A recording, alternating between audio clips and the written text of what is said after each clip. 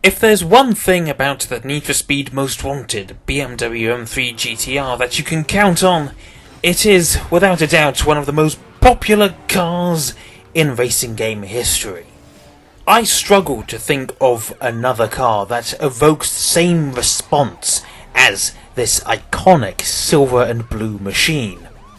Its popularity is all-encompassing. It has shown up in many Need for Speed games since its first appearance in Need for Speed Most Wanted back in 2005. But it's appeared so many times that its timeline has been a little muddied, and here I am trying to seek to clean that up. I am going to explain each appearance that this car has made, whether it's canon, non-canon, replica, or the real deal.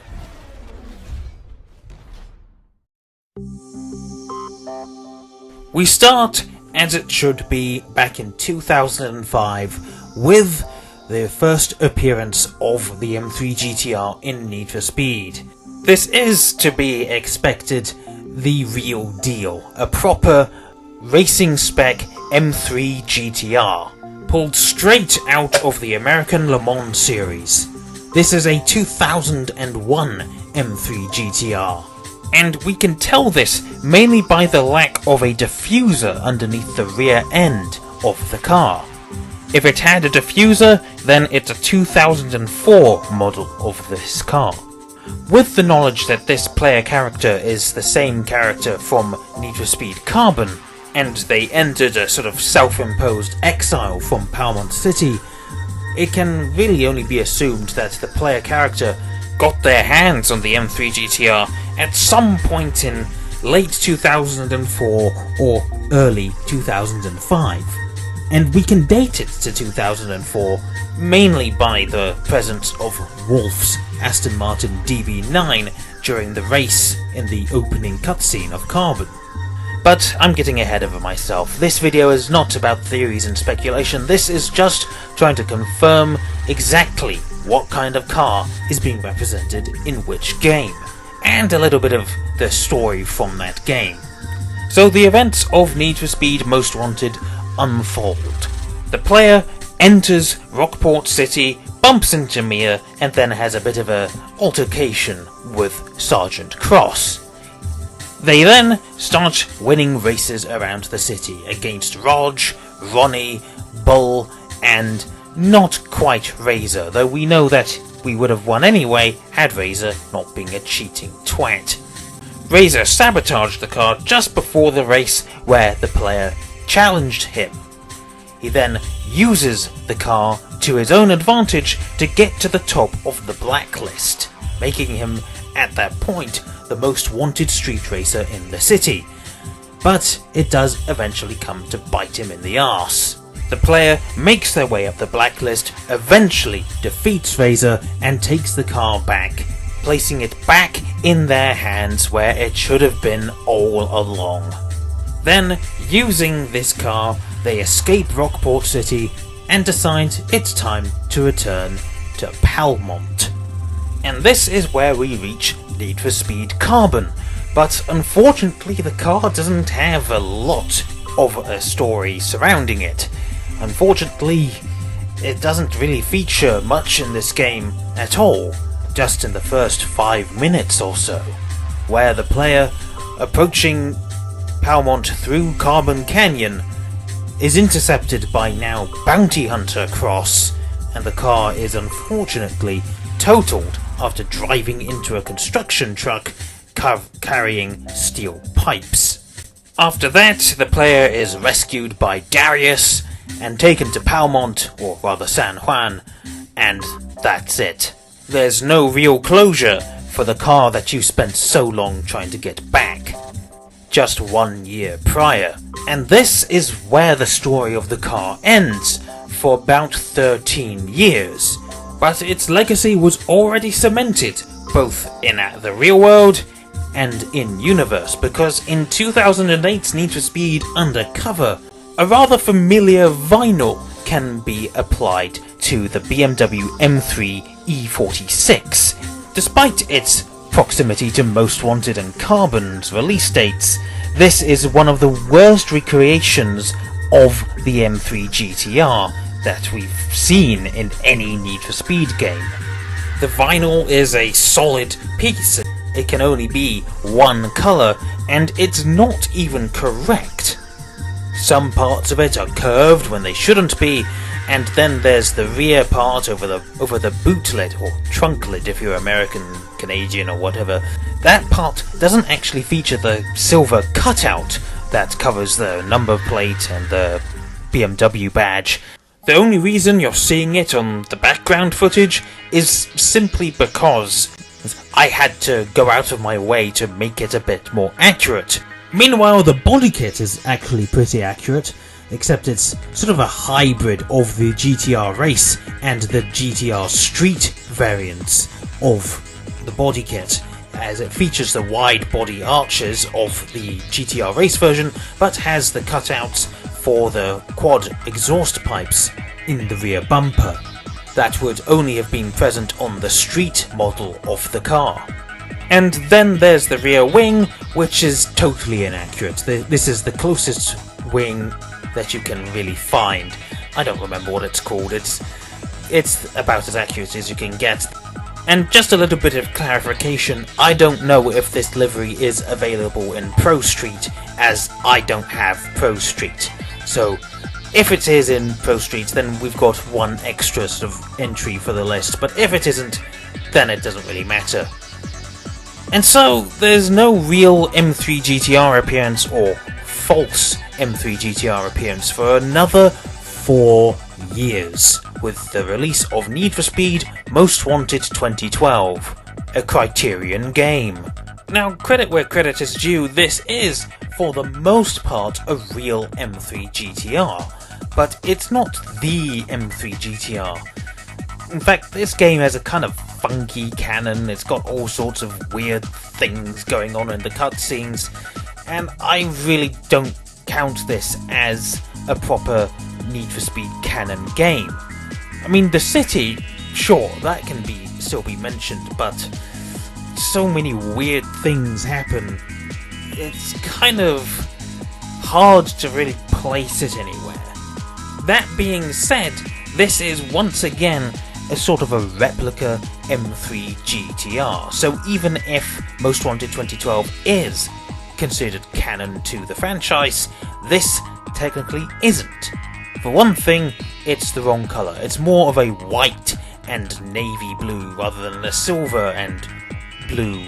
Not to mention the fact that you can only access this livery by going into the customization options of the Easy Drive menu. There are, to my knowledge, 3 jack spots for the M3 GTR, and each one carries a different livery, but none of those cars are wearing this so-called hero livery, as it's called in the game. So the appearance of the M3 GTR, as it sort of mostly appears in Most Wanted 2005, is only accessible by modifying the M3 GTRs that you can already find. Which means that this is a replica, a very convincing replica, a very, very good replica, but not the real deal. Not to mention the engine note isn't quite right. I mean, sure, the M3 GTRs in real life don't sound quite like a typical V8, but still, the engine note of the M3 GTR in Most Wanted 2012 sounds just a bit too much like a straight 6. So therefore, this isn't really a proper M3 GTR anyway. It's just a very, very convincing replica. And speaking of very convincing replicas, we have one that is not quite as convincing. In fact, it's sort of down there with the undercover variant of the M3 GTR livery, because we have the car as it appears in Need for Speed 2015. You can only access this car by buying the deluxe edition of the game, meaning there's kind of a paywall to getting it, though you can recreate it with the in-game VAP editor. So it's not too much of a big deal. The problem stems from some of the modifications of the car. For one thing, this is not an M3 GTR, it's just an M3 E46 with an M3 GTR race body kit. You see, it doesn't have a V8 engine. It has a very clear straight 6 engine note. This is, without a doubt, a straight up M3 E46. It's just got a body kit and a wing on it.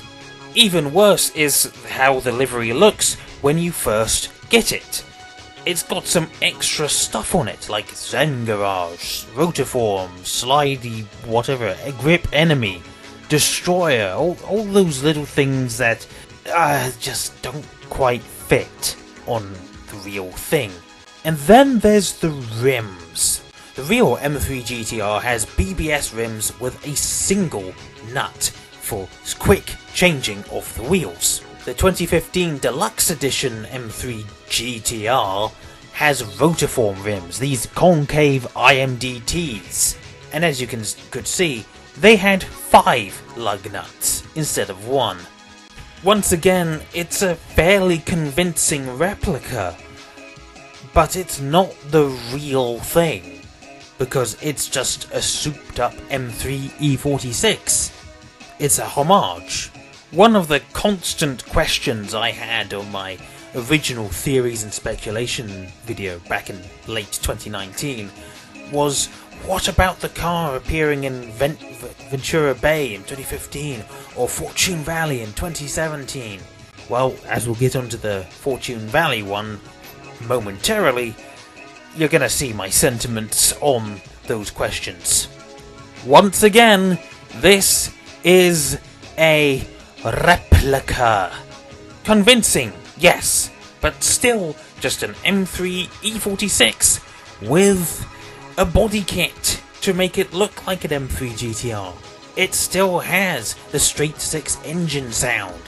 It still has 5 lug nut wheels. In fact, it's using the stock BMW wheels. Is the abandoned car you have to deliver to RAV the real deal? Well, it's probably meant to be, but it's not. It's a very convincing replica once again, but also, one thing to note, is the interior is not M3 GTR standard. It is not a racing interior. It's a kitted out family car interior, not a race car interior. And that is one of the other deal breakers. Because as we'll see in Need for Speed Heat, the real deal has a racing interior. Not a lot has changed about this car since it last appeared in Need for Speed Carbon in 2006. In fact, there's only really been one small addition to the car, and that's the presence of an M3 badge on its boot lid. The sound is also a little bit different. It sounds a lot more like a V8 now, even though if you listen to a real recording of M3 GTRs, it is, as I mentioned before, not quite a typical V8 sound. There's still a bit of a V8 note to it, but still not quite so typical. And I kind of think that the sound it has in Heat and Unbound is a pretty good compromise. It's a lot more accurate than the TVR Cerberus sound from Most Wanted and Carbon. Now, I've already gone over how the M3 GTR got to Palm City in my theories and speculation video 3 years ago, so if I covered it again, it would just be flogging a dead horse. But there was something that I missed, and that was pointed out to me many times, but apparently the car does show up in the police warehouse sort of halfway through the game. The story, rather. And indeed, a modified M3 E46 does show up in that cutscene, but it's really hard to tell if it's the M3 GTR. It's definitely using a GTR body kit and wing, but it's really hard to tell what the colour is, sort of a dark green maybe. So I don't think that's it. What we do know is it was inside of a shipping container ready to be transported to Asia or wherever, and Sergeant Mercer used it to escape from his own colleagues when his racketeering operation was uncovered. And he would have escaped too, had it not been for those meddling street racer kids. So Mercer's escape attempt was thwarted, the car knocked out, and then Mercer takes a bullet to the head. Presumably. After all that, the car is gifted to the Heat player character, and they can use it for the rest of time. Well, until the events of Need for Speed Unbound, that is. Sup? Want to do one more before the race? One more for the road, huh? Why not? So we liberating another car from Alex's collection? No, not this time. Just got a weird call. Not a good start. From someone calling themselves the Blacklist. Sounds ominous. Wants us to pick up an M3 GTR. He said be prepared for lots of heat. One isn't there. Drop me the pin and I'll head there now. You got it. I already made my theories and speculation video on how the car got to Lakeshore in Need for Speed Unbound, though there are still some unanswered questions. Exactly who is the client? I believed that the client was a sort of third party, but there are others who believe that the client was Razor, just calling themselves the Blacklist at this point in time, seemingly for anonymity. Either way, the car has once again ended up back in the hands of Clarence Razor Callahan. And I guess we're going to see in another 2 years what exactly happens to it. Will the next Need for Speed game talk about it at all? Will it be shoved in without any regards as to what happened in the previous titles? Or will it, perhaps, be a game surrounding the history of this car? As I said in the previous video, a sort of Most Wanted 2, in a way. Could this entire mission with the M3 GTR delivery be a teaser for the next Need for Speed game? Maybe I'm looking too far into this. It could just be an Easter egg mission of sorts that won't be referenced at all in the next game, but I think it would be really cool if the next Need for Speed featured the return of Razor, the Blacklist, maybe even Mia, maybe even Raj. You could even see Darius, who knows? But I guess that's probably asking a bit too much from EA these days. They would rather create something that is gonna make money rather than actually caters to their audience. So that more or less covers it all. We don't know how the car got to Lakeshore, and we don't know exactly where it's going after Lakeshore, but we know for certain now that Razor has his hands back on it, and maybe we'll get it back again at some point, who knows? One final note, and that's less to do with the car, more to do with the games I've included. I've not included the sort of spin-off titles like World, Edge, No Limits, or any of the handheld games like Most Wanted 510 or 510 or whatever it was called. I simply don't count those as canon titles. If it's not a mainline Need for Speed game that released on PC, Xbox, and PlayStation, I don't count it. And one final disclaimer that I probably should have put at the beginning of the video, but oh well, all of this is technically my opinion. So if you want to believe that the real M3 GTR appears in Need for Speed 2015, go ahead. You're wrong, but go ahead. And that's it as far as the M3 GTR is concerned. I have no other ideas for a future video featuring this car, so I can finally get rid of some of these Unbound clips that are clogging my hard drive. Though I'm not completely out of ideas when it comes to Need for Speed, I do have some ideas about Eddie's Skyline. But that is a video for another day. Until next time folks, have a good one, and good night.